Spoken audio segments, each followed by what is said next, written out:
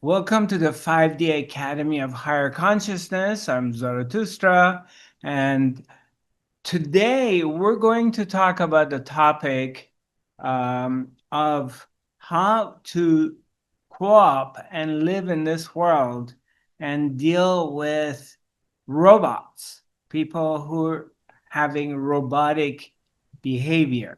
And as we're waking up, we start to notice that a large portion of humanity is completely hypnotized and is acting very robotic. So, how do we deal with it? But to what happens is in our development, in our way that we're waking up and we're going to higher levels of consciousness, there's a series of different things. There's a different levels of stuff begin to happen. And as we're going through these different layers, what happens is the self-awakening process kicks in. So you begin to wake up about looking at yourself. But a lot of times this wake up is happening by looking at other people, because what I mean is this waking up sort of happens by us pointing finger at other people, um, and looking for flaws in the system, looking for flaws in other people. And after a while, this will turn around. If you are willing to work on yourself and pay attention to your own self and want to be honest, then you begin to really examine yourself. Just one moment, I need to make sure. Okay. All right. All right. Amir, I think you're the co-host now. So the robotic behavior is, again, it's in different levels. You can look at like the people around you, or you can look at yourself at different periods in your life that you have been repeating a pattern unconsciously on a period of time. For instance, I just use some examples. You wake up in the morning and then you just look at your program. What do? You get up in the morning, maybe you go to the bathroom and you use the toilet, and then you brush your teeth or you shower, and then you have to have your cup of coffee or tea, or you have to drive to your favorite coffee shop. So you do that. You go to work, and then you finish work and you come home. Maybe you go to the gym, and then you follow a certain pattern and you do it every day. And you've been doing it, let's say, for past 20 years. And you're not even aware of it, of what you're doing. So it's like repeating this process over and over again without any self-observation. Now, it's easier to look at other people and to see how much they're doing, how much they're into this robotic program and just doing the same thing over and over again. Look at what's happened around Christmas, New Year. Like it's the same program as every year. Like you have to go buy gifts for the family. You have to put a Christmas tree, the lights. You have to see family. You're getting together. But a lot of times you don't even know why you're doing it. Sometimes you may be really fed up with it and tired of it. and you don't even want to get together with your family, but you do it or it happens. Just you have to look back and just kind of watch yourself and see how much of robotic pattern you have.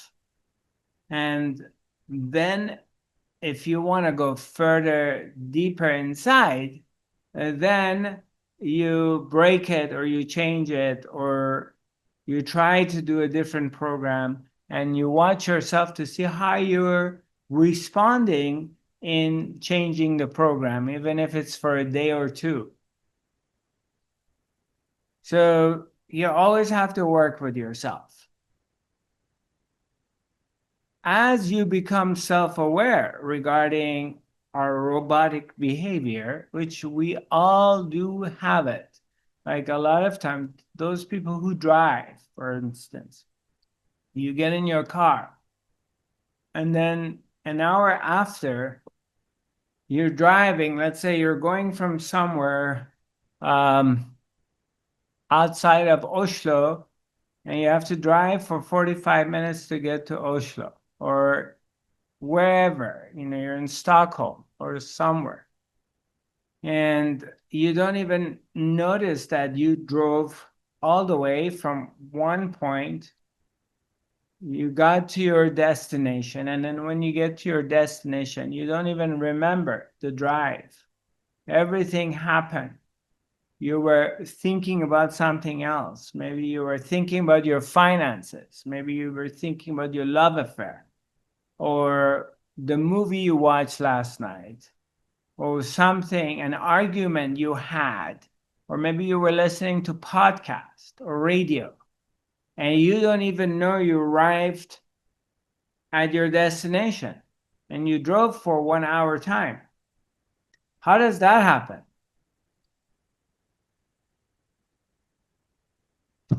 So something takes over, an intelligence, or maybe it's a pattern we're repeating over and over again. Same thing, we can be repeating the same pattern in our love affairs, in our relationships, let's say, and we get into a negative pattern and we always destroy our relationship by whatever that negative pattern is. Or we can use a lot of different examples. But so it's basically, we're talking about just self-awareness regarding our robotic patterns. But now let's go a little bit deeper. We want to go a little bit deeper. And we're going to be looking at other people. And that they're like a clock. Like at this moment, at this time, they have to have their breakfast. At this time, they have to have their lunch. At this time, or people who are smokers, as soon as they finish their lunch, they gotta run outside, or they finish their dinner, they have to run outside and let up a cigarette and smoke their cigarette. You just start to see this with other people.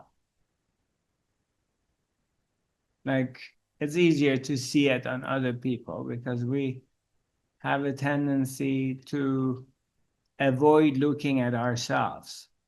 But then we can use that. Once we notice other people, we can look at ourselves.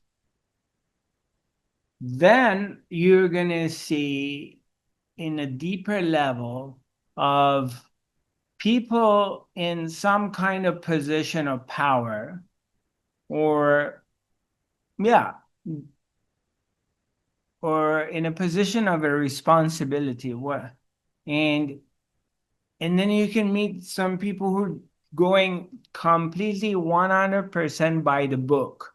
Let's say you are going to a government office and you have to renew, let's say, your driver license, or something you have to deal with, some issues that you had to go in a government office, and all of a sudden you just realize the person you're dealing with is not a human being. It's a robot. It's a machine. They have no heart, no sense of humor, no flexibility, and everything has to be done exactly 100% by the book. But the book is only a reference point. It's impossible to always do everything 100% by the book, because there is a human element involved into the whole thing. And because of this, there's a human element involved. There has to be flexibility, because you're not dealing with machines only. You're dealing with humans. And there's circumstances that rises into the situation of human beings. So you can't just treat human beings like a machine.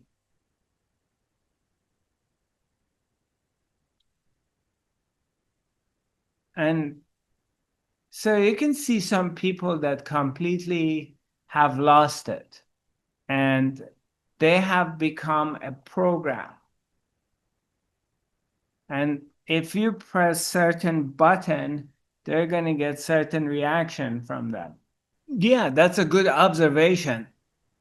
And now if you expand it, and you will see that it it doesn't just get, it doesn't end there. It's everywhere. Yeah. The the robot.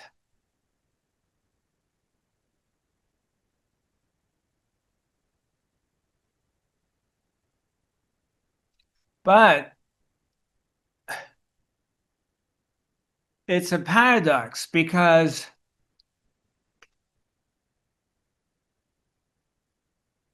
if you go deeper inside, back into looking at things from it depends where you're looking at it. If you're looking at it from this place, that there is no free will, everything is a part of the oneness. So it is the same oneness that appears and acts as a robot in human beings. And then it's the same existence that awakens the self, activates the self awakening mechanism in human beings. So now this robot, who had no idea about self existence, is just doing whatever it's in its program, is becoming aware of itself. And then it believes that it's got its own free will.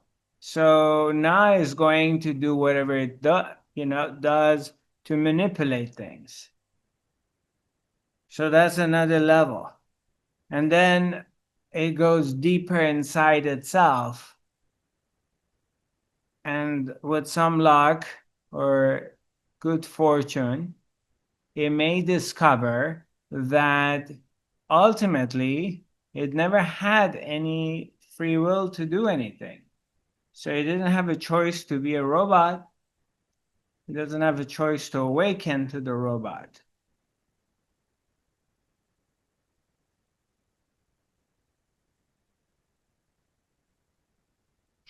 But most of the planet, most people uh, on this planet, they're deeply asleep. They're sort of hypnotized, and they will do exactly as the program tells them to do, without any kind of self-awareness. And that's, we can see it all over.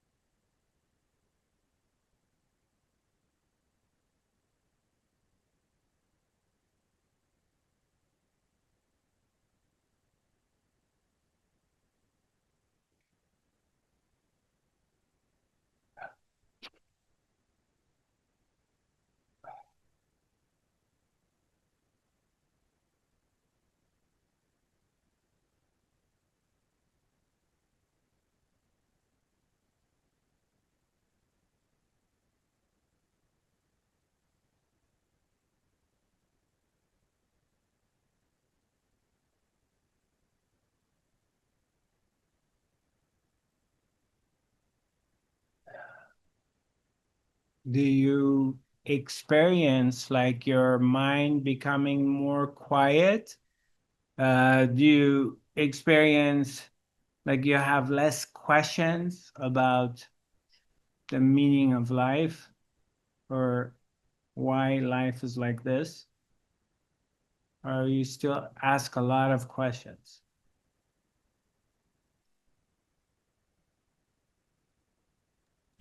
I am in my stillness and I feel that the energy is just rather holding me. You have been talking about that for many years, but now it's happening. So you don't need so many answers anymore. So that is wonderful. Yeah, because the questions are the mind. The Yeah. mind is asking the question.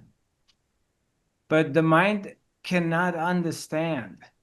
There's no way for it to understand the nature of the infinite. It's infinity. Mhm. So how do you imagine infinity? You have to have some kind of mental image of it, of infinity, vastness. It keeps going, going, going, going. Yep. How else do you see it? I had to feel it. I had some glimpses that I just feel that I am all. It's not me Right. anymore. Right. No, besides that, you are all. The concept of infinity, Mm. Endlichkeit ist Infinity oder Ewigkeit. Mhm. Mhm. is this vastness that when you become quiet, suddenly you find yourself in this vastness. When you start thinking, you get contracted. There's contraction. You become very small, very focused on whatever is occupying your mind, like the world events or all the stuff, or personal issues. When you go beyond the mind and you go into this place, like we just went in there a few moments ago, I think some of you did at least, right? So all of a sudden, it's just completely vast because you're not thinking, you're just still. Maybe some thoughts on the surface pass by, but you're not occupied with your thinking. You're just there, you're sitting there, and there's vastness. And you become that vastness, but you can't even explain it. But you tap into it. And in that vastness, the story disappears. It just is. It is. Something is being experienced. Something is experiencing it. all of it is there simultaneously.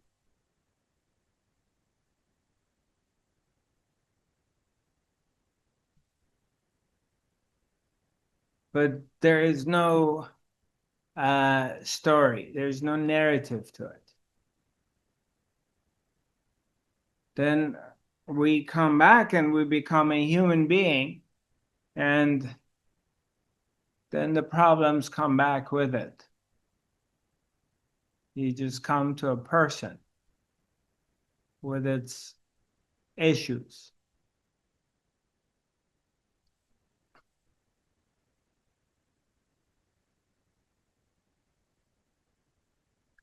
But as this process is going back and forth,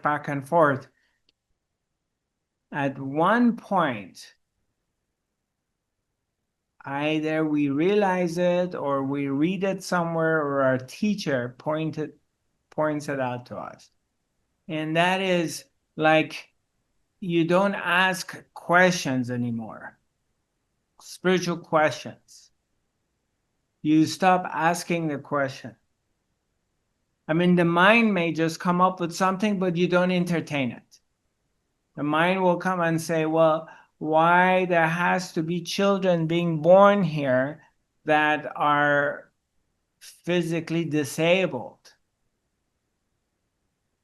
Or why people have to be so unconscious, like they would run into some holy war and get killed or kill without asking questions.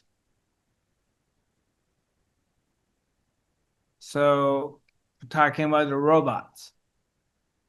So there's the robots, there's this beings being born with disability, there are beings being born that they end up being a slave, there are beings being born, they become very famous athletes or celebrities, and they're being born living an ordinary life like millions of other people. All kinds of stuff, they appear, they disappear. And also then there are beings born that they're asking questions, they are wondering about the nature of awareness.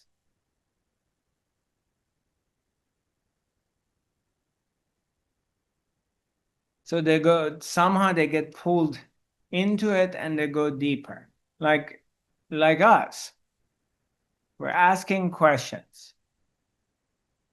And also, why are we here? How come, what brings us here? We're attracted to this. What is it that we're attracted to? That every Thursday or every other Thursday we come here and to this. What is it that is interesting? You know, something is pulling us back to this. And to me, it's because it's directing us to the source. It's like a place that you can plug in your thingy for electricity to charge your battery, or so one way of saying it. So when I'm charging my computer or my phone so I can use it, I need a plug to charge it. And here, for example, something brings us together because there's something of value that leads us to a deeper place, to a source. And that source is within our own selves. It's within us, and it's in and it's out. But it's a way when we come together that we kind of somehow, the energy or the coming together of a group for some reason, who knows, forces us, even though we may not understand a lot of things happening here, or we may not understand the language, and we may not understand a lot of parts of it, but for some unknown reason, it pushes us inwards. And we touch something. And that place it pushes us into is not necessarily a question that is going to be answered. It's just touching a space. Touching a space within ourselves. And that touching that space within ourselves, it's vast. I mean, your attention turns inwards, you go inside, you're quiet, you're not asking questions, because if you ask question, there's more question comes out. So you just kind of avoid questions, and you put all your methods away, all the other stuff, whatever it is. We just put everything away, and we're just directly go into this place. And then boom.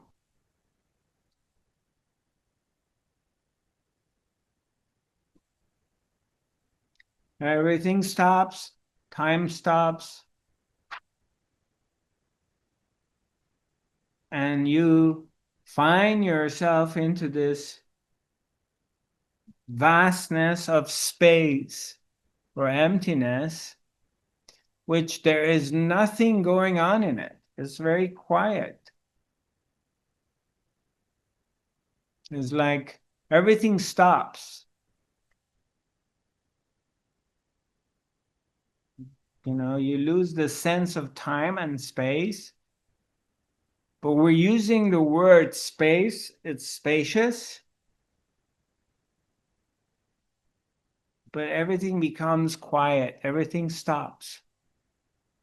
And that place is inside your own self. And you really don't have to do anything for it. I mean, you don't have to do breath work, you don't have to become vegetarian, you don't have to stop drinking your Coca-Cola. You know, if you want to smoke cigarettes, you don't have to stop eating pizza. You can stop eating pizza. You can become a vegetarian. You can become a purist. But it does not matter. The space is inside yourself. The space is here. It's unconditional. There's no it doesn't have any conditions. It's only your mind creates these conditions and the teachings that takes us away. Like you have to do this. You have to wear, let's say, all white. You have to wear all this stuff around you. Or you have to go to India. Or you have to stop having sex. Or stop watching porn. Stop ejaculating. Masturbating. You can't do that because it takes you away. But it's bullshit. Nothing can take you away from the vastness of space that's inside yourself. And nothing can add on to it. You can't add on to it, you can't take away from it.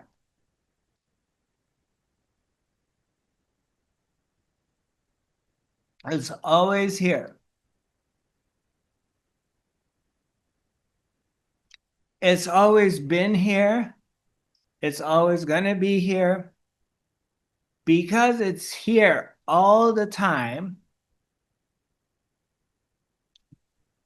we sort of don't notice it anymore. But look at those of you, I mean, all of us. Well, let's put it here. There's a better way of saying it. Most of us seem to be single. Okay? For those of us who've been single for a long time. Now, Can you imagine you can live with someone now?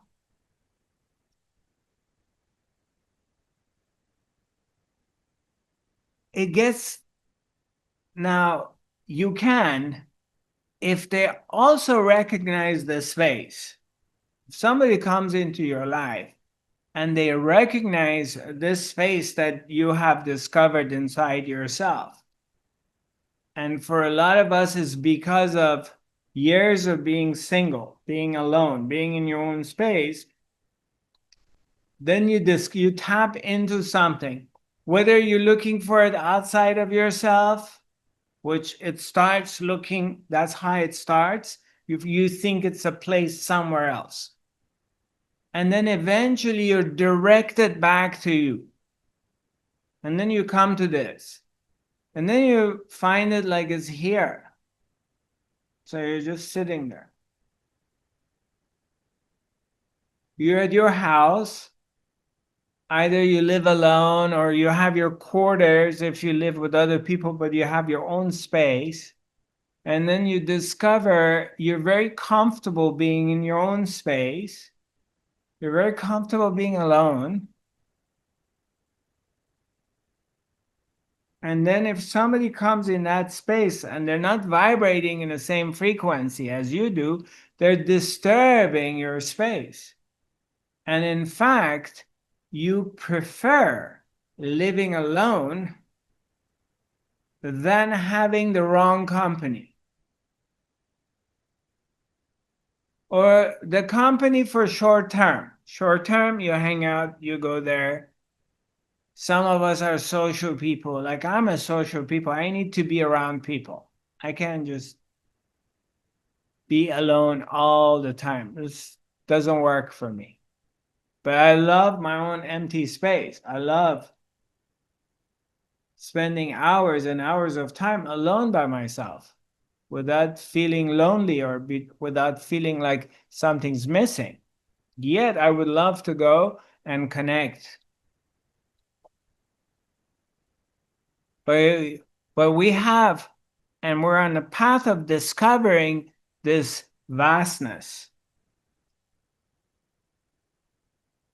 These meetings may be helping us. Must, otherwise we wouldn't be here. Probably does something. I don't know what it does. You know it. I mean, we keep showing up, all of us. So there is something that we all get.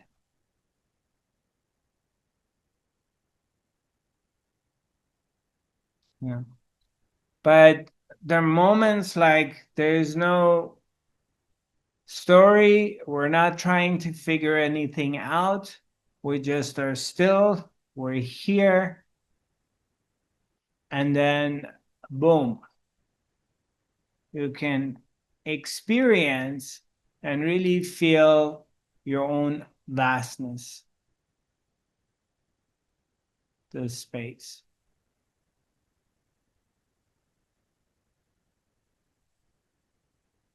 And of course, we can name it this or that or whatever, but it doesn't really have any names. It's just is. And it's very difficult to explain this to people who are very much in their mind, or they're still operating from this robot space. You know, they're just robots. You can't explain this to them. They don't understand it, which is fine. Because their function is to be a robot.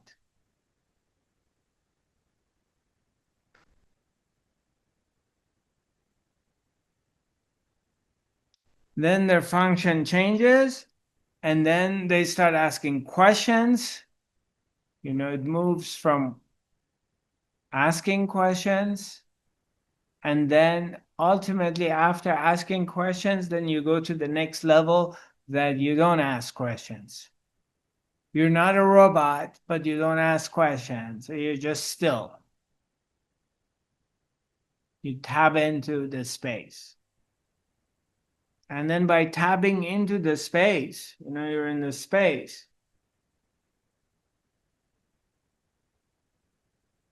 There's no questions.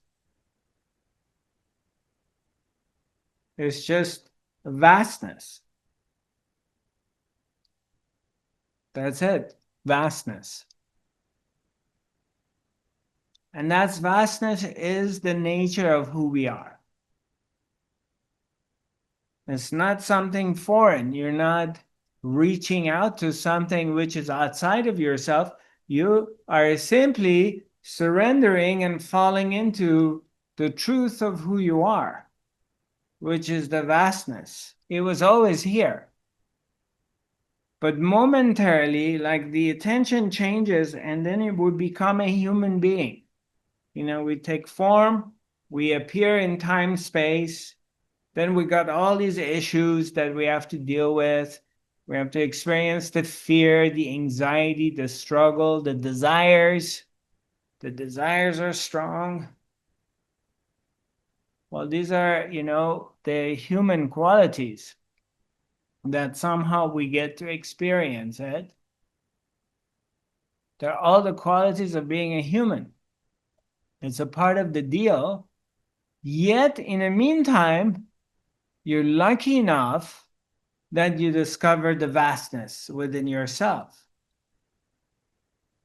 So now you have access to both worlds.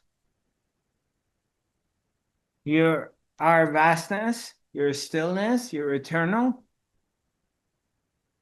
And then you're a human, you have desires, you want a delicious meal, you want a good chocolate cake, you want to have sex, you want to be young, you want to jump, you want to dance, you want to love, you want to kiss.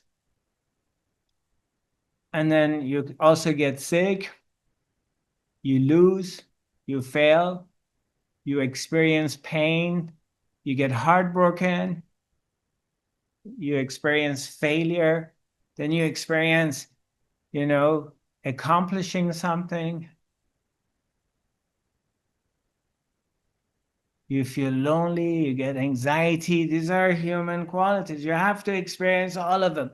You can't experience one of them without the other. They're all going to come together. And maybe you have a period of time in your life that you have a lot of good things are being experienced. Then there's a period of time that a lot of negative or bad things you're experiencing. But in this whole thing, the opposites that you're experiencing, also there is the opportunity of coming back into the center where it's vastness. It's outside of the story. You walk outside of the time space and you take a break. You come back into this, everything stops. And then boom, you go back. You go back into the story.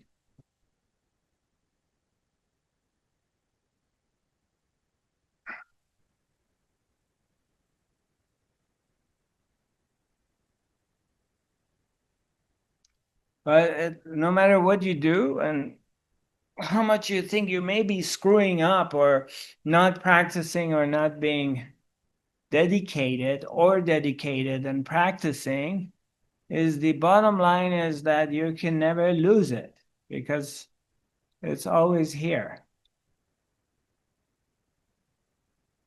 You can't lose who you are once you discover it, once you touch it. I mean, you could never lose it anyway, but it's always here.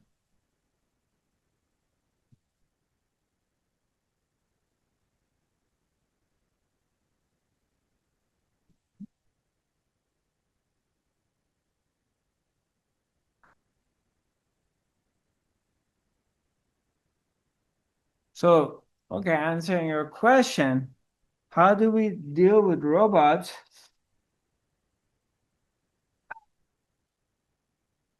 I mean, they're everywhere,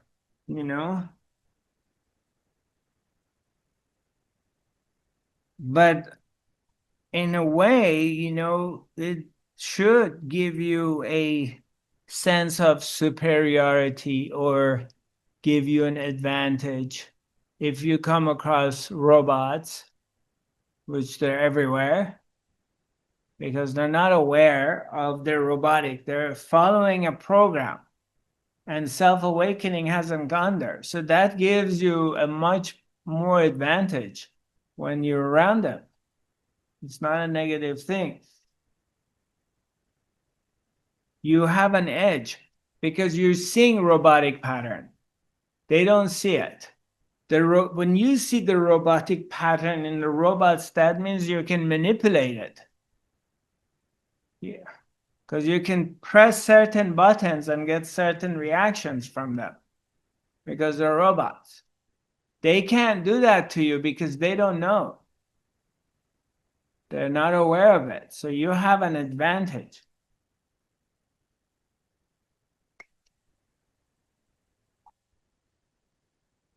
Does this make sense?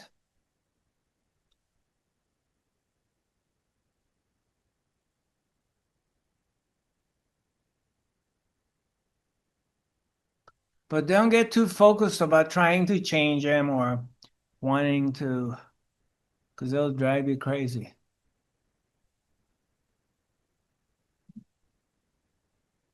There's all kinds of stuff.